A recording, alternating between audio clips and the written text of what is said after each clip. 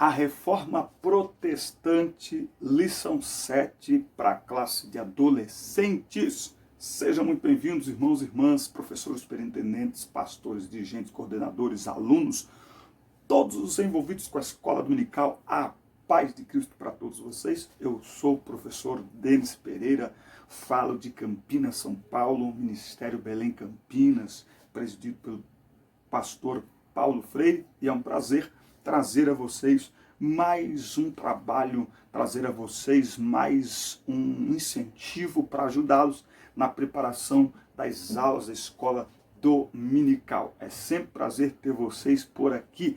Já somos uma comunidade de quase 20 mil pessoas que semanalmente são edificados pela palavra de Deus, pessoas do Brasil e do exterior. Faça parte disso também.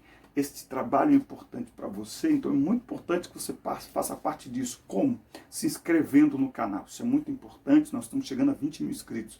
Inscreva-se no canal e ative o sino de notificações para o YouTube informar você cada vez que tiver um conteúdo novo por aqui. Nós temos materiais de ajuda para as classes de jovens, juvenis e adolescentes.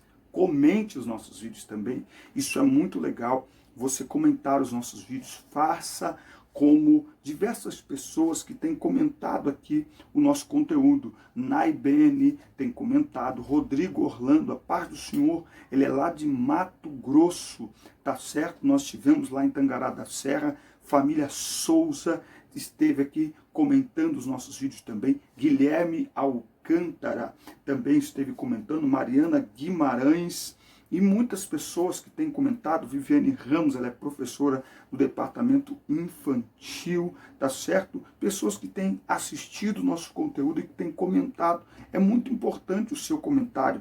Professora Neia, Ana Paula Santos, Sara Ferreira, Erlandir Araújo, Nayeli Oliveira, Bruna Raquel, Fernanda Feliciano, enfim, Jocélio Dias, Valmir Júnior, muitas pessoas que têm, Cida Rodrigues, comentado os nossos vídeos, comente os nossos vídeos, isso mostra a relevância deste canal para o YouTube, e o YouTube manda para muito mais pessoas o nosso conteúdo. Eu conto com vocês, curta os vídeos também, é muito importante, não se esqueça de compartilhar com seus alunos, com pessoas de todo o Brasil, o nosso conteúdo por aqui. A Reforma Protestante, eu quero lembrar que na descrição dos vídeos tem todas as minhas redes sociais e links para você baixar material de apoio em PDF e também para entrar em grupo de professores específicos para a escola dominical. A Reforma Protestante, o texto bíblico está em Romanos 1, versículo 16 e o versículo 17.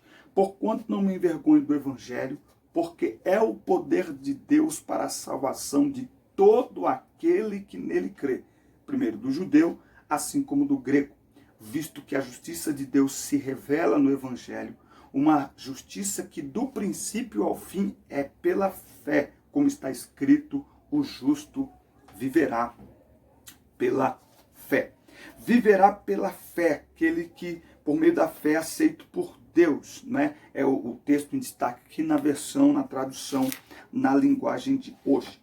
A Reforma Protestante foi um movimento inspirado pelo Espírito Santo no século XVI e que propôs o retorno da igreja aos princípios da palavra de Deus. Foi esse movimento que deu início às igrejas protestantes, das quais se destacam, além da Assembleia de Deus, protestante pentecostal, as igrejas históricas, luteranas, presbiterianas, anglicanas, batistas, metodistas e congregacionais. E não dá para falar de reforma protestante sem falar de Martinho Lutero. Nós estamos estudando aí a história da igreja e nós vimos como que a igreja começou e com o passar dos tempos ela começou a desviar-se aí do caminho estabelecido por Jesus em sua palavra, e agora surge então a Reforma Protestante, que aliás, dia 31 de outubro é comemorado o dia da Reforma Protestante, e nós vamos aí entender por que ao longo desta lição. Com o passar do tempo, a igreja passou a ser liderada como uma simples instituição, onde a palavra humana era mais influente que a palavra de Deus. A pior ameaça à fé cristã é exatamente o povo não ter acesso à Bíblia, como se a sua leitura e interpretação estivesse destinada a apenas um grupo de pessoas. Digo que é porque ainda hoje alguns se colocam como se fossem superiores aos outros, como se a eles exclusivamente fossem dadas revelações que aos comuns não são possíveis. Tá? Eu acho que um dos grandes problemas que nós temos hoje é que o próprio povo, tendo à sua disposição a Bíblia Sagrada, a palavra de Deus em diversas traduções, de diversos formatos, de diversas edições, o próprio povo não valoriza a Bíblia. No tempo de Lutero, esta reforma se fez possível porque a Bíblia não era amplamente distribuída, como é hoje na maioria dos países, no nosso caso no Brasil, completamente, amplamente, liberalmente, como que a gente pode dizer, distribuída. Então não há porquê alguém se queixar que não tem conhecimento bíblico porque tem a Bíblia. O problema aqui é que eles não tinham a Bíblia. E as Bíblias que tinham eram numa língua, somente no latim, que quase ninguém tinha acesso, não é? Então, a tradição dos homens, a palavra de alguns homens estava acima da palavra de Deus. A gente tem alguns problemas que estavam aqui acontecendo, não é? Nesse momento em que nós vamos ver aqui, ó, Lutero e a Reforma. Novamente, o livro Heróis da Fé. Nós temos aí nos grupos do WhatsApp, os irmãos pedem, a gente envia em PDF. Se você não leu, essa semana é a semana de ler no livro Heróis da Fé a história de Martinho Lutero. Certo dia, Martinho Lutero, um monge agostiniano de 22 anos, encontrou na biblioteca de seu convento uma velha Bíblia em latim. Ele ficou tão feliz em ter contato com o texto sagrado pela primeira vez que durante semanas inteiras dedicou-se a estudá-la. Martinho era um monge, já um monge agostiniano, não é? Ou seja, ele deveria ter acesso à Bíblia, mas não tinha, não é? A Bíblia não era, dentro do próprio ambiente da igreja, a Bíblia não era assim distribuída. Mas um dia, ao entrar na biblioteca, ele encontrou uma Bíblia. No livro Heróis da Fé diz que ele encontrou uma Bíblia amarrada lá a uma mesa, uma cadeira, e ele então se dedicou a estudá-la. Logo tempo depois, o vigário geral viu a paixão crescente de Lutero pela palavra e quando visitou o convento, deu a ele uma Bíblia. E foi ao ler essa Bíblia que ele deparou-se, olha só, pela primeira vez com o texto de Romanos 1,17, que o justo viverá da fé. Você sabe que tem muitos cristãos que estão como Lutero, mas ainda pior, Lutero não tinha a Bíblia, então não tinha lido certas coisas. Muitos cristãos, mesmo tendo acesso à Bíblia, não leem a Bíblia. E às vezes quando algo é pregado, quando algo é ensinado, eles falam, meu Deus, que isso? Então, é que você não abriu a Bíblia para ler a Bíblia. Eu me assusto quando muitas vezes nós ministramos a palavra de Deus numa igreja, num congresso, num evento, num culto, e muitas vezes as pessoas falam assim, que palavra, eu nunca tinha ouvido isso. Eu me assusto porque eu digo, gente, mas está na Bíblia, o que eu preguei está na Bíblia. Como assim? Nunca ouviu, nunca leu? Por quê? Porque há essa dificuldade de acessar a Bíblia, não por não ter a Bíblia, mas por não valorizar a Bíblia. E aqui tem toda a história de Lutero, não é? Você tem aqui, para Lutero, na história de Lutero, essa palavra aqui de Romanos, a justiça de Deus, essa palavra para Lutero era muito forte. Não é? Era muito forte isso para Lutero, a ponto dele em alguns momentos dizer que tinha ódio a Deus, ou que odiava a Deus, porque a justiça de Deus, ele não conseguia entender como é que a justiça de Deus se manifestava, afinal de contas, ele era pecador. Lutero, por muitas vezes, ele tentando expurgar os seus próprios pecados, ele era encontrado desacordado, de tanto se flagelar não é? E de tanto se bater, e de tanto fazer jejuns excessivos, no intuito de se purificar e de se tornar aceitável diante de Deus. E aí tem uma história muito legal, que ele foi a pé para Roma, numa época, ficou ali um mês celebrando missas, e um dia, subindo a escada de Sant'Anna, não é? Desejando a indulgência. Lembra o que era a indulgência? Indulgência era uma forma que a igreja encontrou para construir a basílica que está em Roma. Não é? Então, o que a liderança da igreja dizia naquela época? Olha, a alma, quando a pessoa morre, ela não vai direto nem para o céu e nem para o inferno. Ela vai para o purgatório. Lá no purgatório, esta alma, ela vai ficar até que alguém a tire de lá. Não é? E como é que você tirava a alma de um ente querido? Né? Imagina você falar isso para um pai que acabou de perder o filho, para um filho que acabou de perder o pai, para uma mãe que acabou de perder o filho, uma esposa que acabou de perder o marido a esposa. Olha, se você quer tirar o seu marido lá do purgatório, para ele não correr o risco de ir para o inferno, então o que você tem? Não é? Então, se você quiser tirá-lo lá, né, por 1 ano, 2 anos lá e deixar ele no céu lá, tipo assim, né, R$100, né? O que você quer? Você quer provisoriamente ou você quer eternamente, permanentemente? Não, eu quero permanentemente. Então, coisa simples aí, me dá, sei lá, me dá R$100.000 aí, e aí a alma dele vai ser tirada na hora que esse dinheiro cair lá no lugar das ofertas, né?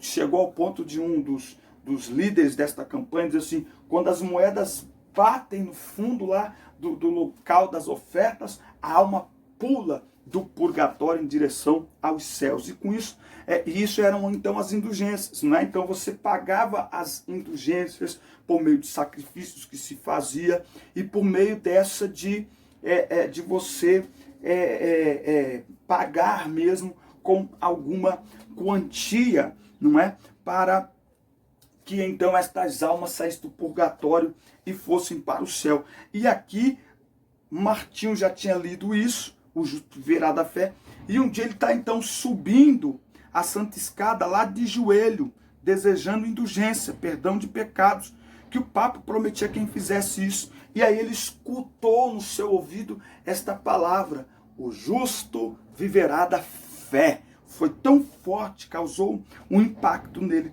tão grande, não é? Que ele levantou-se e saiu envergonhado. E a partir de então, ele começou a estudar as Escrituras e ele passou então a enxergar de uma outra maneira este termo, a justiça de Deus. Porque o justo viverá da fé. Por quê? Porque a justiça de Deus, que deveria ser lançada sobre os homens, punindo os homens pelos seus pecados, ela foi lançada sobre Jesus. Jesus, ele foi ferido pelas nossas transgressões e moído por nossas iniquidades. O castigo que nos traz a paz estava sobre ele, e pelas suas pisaduras fomos sarados. Portanto, o que nós precisamos ter então? Fé em Cristo. O justo viverá da fé. Isso ganhou um outro sentido. A partir de então, Lutero sentiu-se renascido. Foi um novo nascimento que Lutero encontrou. Ele se achou recém-nascido e no paraíso. E foi o texto de Romanos 1,17 que provocou no século XVI a reforma protestante na Alemanha, alastrando-se por todo o mundo. Em 31 de outubro de 1517, Lutero apresentou suas 95 teses combatendo heresias que via na Igreja Católica. Vale lembrar que esse ato de Lutero, num primeiro momento, não é um ato de revolta, de rebeldia, não. Era comum que os estudantes, que os padres, que os monges, era comum eles afixarem, era como um mural de uma faculdade, um mural da igreja, entendeu? Era comum fixarem ali os seus ensinamentos, né? Os seus pontos de vista. Mas, por conta disso, já que essas 95 teses, elas iam diametralmente contra aquilo que a igreja estava ensinando, ele acabou perseguido, não é? Ele foi inclusive chamado a Roma para se retratar, mas ele não se retratou porque ele disse: eu não posso ir contra a minha consciência, e então ele foi expulso, excomungado da igreja católica, não é? Quando ele vai a Roma e se recusa a se retratar, ou seja, retirar as suas 95 teses, deixar isso para lá, na volta acontece algo muito interessante, que na volta para casa, sabendo que ele seria morto, não é? Porque ele estava sendo perseguido, um homem muito poderoso, não é? Manda os seus cavaleiros o cercarem e o sequestra, e ele é levado para um castelo, e o mundo pensa que Lutero morreu. O mundo fica pensando que Lutero morreu, até que os escritos de Lutero, eles começam a aparecer. Os escritos de Lutero começam a surgir, e as pessoas veem que pela vasta literatura que eles estão tendo acesso, eles entendem que Lutero está vivo, não é? Esse aqui é o tempo em que a imprensa escrita estava sendo criada, então isso ajudou e muito o trabalho de Lutero. Isso ajudou muito o trabalho desse homem de Deus, não é? Mesmo sendo perseguido, o seu trabalho não parou, a reforma prevaleceu na Alemanha e também em outros países por meio da atividade incansável de servos de Deus como João Calvino, Zwinglius, John Knox, Hauthausen e muitos outros, tá? Então, Lutero tem esse impacto na história da igreja, tá bom? Os princípios da reforma protestante. 6 princípios nortearam a reforma protestante. São eles: só a graça, sola gratia, só a fé, sola fide, tá? Só as escrituras, só lo Cristo, solos Christus, somente Cristo, somente a Deus a glória, tá? Igreja reformada sempre se reformando, tá? Então a ideia é que a reforma protestante, os impactos dela ainda precisam ser sentidos hoje, sempre que percebemos que a igreja, não é, está entrando por este caminho que vai contrário à palavra de Deus. Nós precisamos nos voltar para estas características da reforma protestante. Afinal de contas, nós somos uma igreja protestante, portanto, é uma reforma sempre reformando. Vamos lá, só a fé. A igreja católica ensina que as pessoas precisam de boas obras para serem salvas. A palavra de Deus, porém, afirma que nós não somos salvos pelas boas obras, mas para praticar as boas obras. Vamos abrir a Bíblia, Efésios capítulo 2 e versículo 8. Portanto, pela graça sois salvos, por meio da fé. Eu costumo dizer que a fé é o copo pelo qual nós bebemos a água. A fé é o meio pelo qual nós alcançamos a salvação. E isso não vem de vós, é dom de Deus. Não vem por intermédio das obras, a fim de que ninguém venha se orgulhar por esse motivo, pois somos criação de Deus, realizada em Cristo Jesus, para vivermos em boas obras, as quais Deus preparou no passado para que nós as praticássemos hoje. Então, nós somos salvos para as boas obras pela fé. A fé é o meio, não são as boas obras que nos salvam. Desse princípio, subtrai-se a afirmação de que o homem é justificado do início ao fim, única e exclusivamente pela fé. sem qualquer acréscimo de obras, mérito humano, já que é um presente de Deus. Então não há mérito humano na salvação, nenhum mérito humano na salvação. Tem pessoas que se julgam mais salvas que outras porque se comportam diferente delas. Isso não é santidade, isso é orgulho. Orgulho é pecado.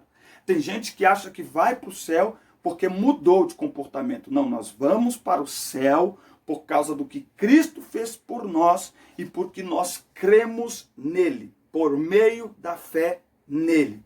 Ponto. Simples assim. Agora, salvos para as boas obras. Então é impossível ser salvo e não praticar as boas obras. É impossível nascer de novo e não praticar as boas obras. Na cruz, os pecados dos homens foram lançados sobre Cristo, cumprindo assim a justiça de Deus. Esse é um ato de graça, por meio do qual Deus perdoa todos os nossos pecados, passado, presente e futuro, e nos declara como justos diante de si, sendo suficiente a justiça de Cristo a nós imputada e recebida somente pela fé. Então, somente a fé. Somos salvos pela fé. Você sabe que tem crente protestante, assembleano, tem dificuldade de entender isso aqui. Salvação é fé, pela fé. Só a graça. A Bíblia diz que salvação em Cristo é pela graça por meio da fé. E continua, não vem das obras para que ninguém se glorie. Somos salvos pela graça. Nós somos salvos única e exclusivamente pela graça. Assim como a igreja protestante, a igreja católica também acredita que os cristãos são salvos pela graça. Mas apenas os reformados, os protestantes, acreditam que o pecador é salvo somente pela graça de Deus. Então, a grande diferença é que eles creem que somos salvos pela graça, pela fé, mas também pelas obras. Não. O sola gratia afirma que não há nada que possamos fazer para obter o favor de Deus, já que somos pecadores indignos e não merecedores da bondade do Pai. Nós não temos méritos na nossa salvação, nós não cooperamos com Deus. Por isso que é graça, por isso que é favor imerecido, não é? Por isso que é favor imerecido. Quer dizer então que eu não tenho que fazer nada para ser salvo? Não. Tudo que eu faço é porque eu sou, mas para ser, não. Só preciso crer. E isso ainda é um dom de Deus. E isso ainda é mérito de Deus, que deixou tudo aberto, que enviou Jesus. Então é graça, é graça, é graça.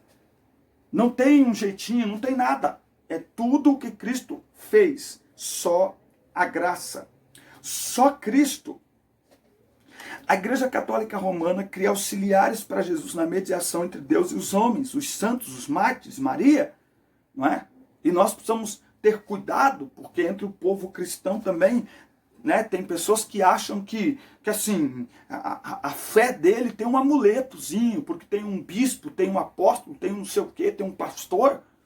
Não, salvação somente em Cristo. A Bíblia diz em Atos, eu gosto demais de Atos. Bom, Jesus disse, eu sou o caminho, a verdade e a vida. Ninguém vai ao Pai a não ser por mim. E olha o que a Bíblia diz em Atos 4:12.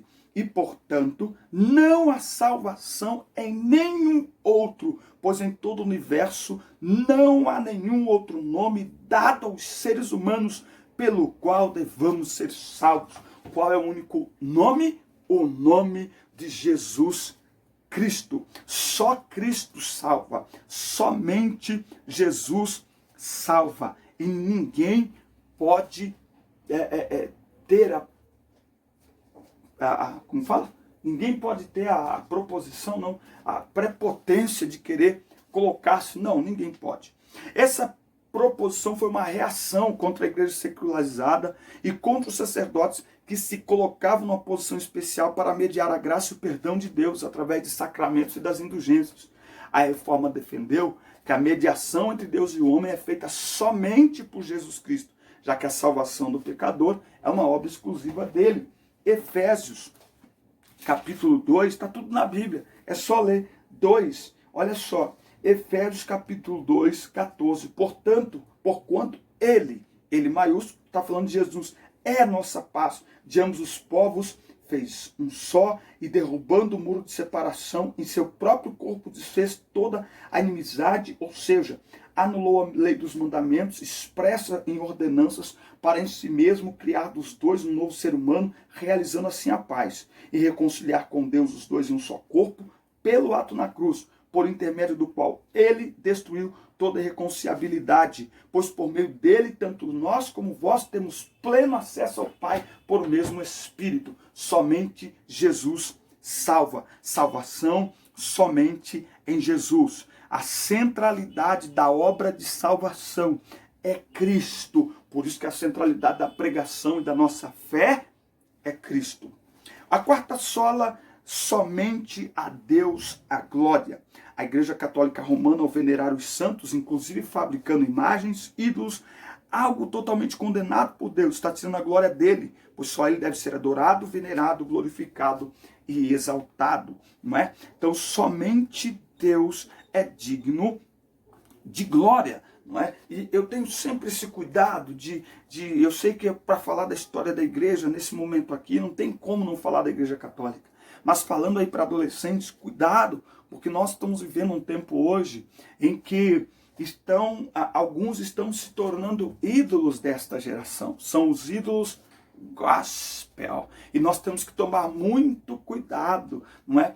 O grande problema que há no culto show, no show gospel, né, é que você cria um ambiente aonde a glória é dividida, aonde as pessoas são atraídas por causa dos seus ídolos. As pessoas tratam aqueles que estão ali no altar como ídolos. Você tem até fã-clube de cantores cristãos. Isso é completamente oposto ao que a palavra ensina, tá certo? É preciso ter muito cuidado com isso para não tentar roubar uma glória que não é do homem. E a Bíblia diz que Deus não divide a glória dele com ninguém. Então, nós precisamos entender isso. A glória, a honra e o louvor pertencem exclusivamente a Deus. Romanos 11:36, porque dele, por ele e para ele são todas as coisas. Glória, pois, a ele eternamente. Amém. Então, somente a Deus a glória. E só as Escrituras, a palavra de Deus é a única e infalível regra de fé e prática do cristão. Na Igreja Católica Romana, a tradição tem o mesmo peso que a Bíblia. É a mesma questão do farisaísmo, do tempo de Cristo, não é? Eles, quando Jesus diz assim, tomai sobre vós o meu jugo e aprendei de mim que sou manso e humilde de coração, é porque a lei tinha 613 mandamentos e ainda tinha a tradição dos anciãos, não é? E isso tornava o cumprimento da palavra de Deus, da lei, algo completamente impossível de fazer. Eles se colocavam no mesmo patamar ou até acima das Escrituras, não é? Mas somente as Escrituras são a nossa autoridade infalível e única regra de fé e prática. A cosmovisão reformada se funda no fato de que não há verdades concorrentes, mas que existe uma verdade absoluta fundada na Bíblia Sagrada. Diferente da posição de que tudo é relativo, que cada um tem a sua verdade, que o padrão de conhecimento é a razão, a lógica, as experiências ou o senso subjetivo, o cristão afirma que há apenas uma coisa que pode legitimamente funcionar como padrão supremo, a palavra de Deus. Não há, portanto, nenhuma autoridade maior que o próprio Deus. Aí nós vemos pessoas influentes falando que a Bíblia tem que ser atualizada, falando que a Bíblia não é suficiente. Escuta, existe aí uma conversinha de pessoas muito influentes no meio gospel, dizendo o seguinte, que reduzir tudo que Deus é a um livro desse é um absurdo. Ei, Deus não está reduzido à Bíblia, mas o que está escrito aqui é suficiente para nós nos relacionarmos com Ele. A ideia da Bíblia não é revelar tudo que Deus é, mas o suficiente para que o homem tenha um encontro com Ele. Portanto, a Bíblia é sim a palavra de Deus. Não revela tudo sobre ele, mas revela o suficiente. Não revela tudo sobre quem ele é, mas revela o suficiente. Portanto, só as Escrituras. É por isso que no altar, na hora da pregação, nós precisamos dar valor às Escrituras. E aqui ele acrescenta os 6, igreja reformada, sempre reformando. A ideia que os reformadores tinham ao proferir essas palavras não era de alguma necessidade de reformularmos as doutrinas bíblicas com o passar do tempo. Eles referiam-se ao dever de sempre retornarmos às doutrinas bíblicas. Reforma compreende a ideia de corrigir e reorganizar. Mas lembremos que o foco dessa reforma, conforme esse lema acima, não é doutrina, mas as igrejas, que precisam sempre se reavaliar periodicamente à luz das Sagradas Escrituras para evitar desvios doutrinários. Não é doutrina reformada sempre se reformando, mas igreja reformada sempre se reformando. Traduzindo, nós precisamos, à luz da reforma protestante, olhar para nós hoje. E eu afirmo com toda certeza, nós precisamos nos reformar novamente. Nós precisamos nos voltar para estes princípios da reforma protestante. Só Cristo, só fé, só a graça, só Deus a glória, somente as Escrituras, para que nós não deixemos o fervor do Espírito se apagar em nós. Quando falavam de reforma, os reformadores tinham em mente a volta à Bíblia. Afinal de contas, o que é avivamento? É ressurreição do que antes estava vivo. Avivamento espiritual é reviver os princípios bíblicos, um avivamento das doutrinas bíblicas e de sua aplicação em nossas vidas. É isso que nós temos que buscar. Então, avivamento, em última instância, é volta para a palavra, é dar prioridade para a palavra. Que nós possamos ficar com isto no nosso coração, pensar, e que nós possamos fazer desta aula uma prática na nossa vida. Que Deus abençoe você, sua casa, seus alunos, seus negócios, seus sonhos, sua semana. Um grande abraço, fiquem na paz. Aula 8, está chegando aí o avivamento wesleyano. Vai ser demais. Deus abençoe vocês. Forte abraço.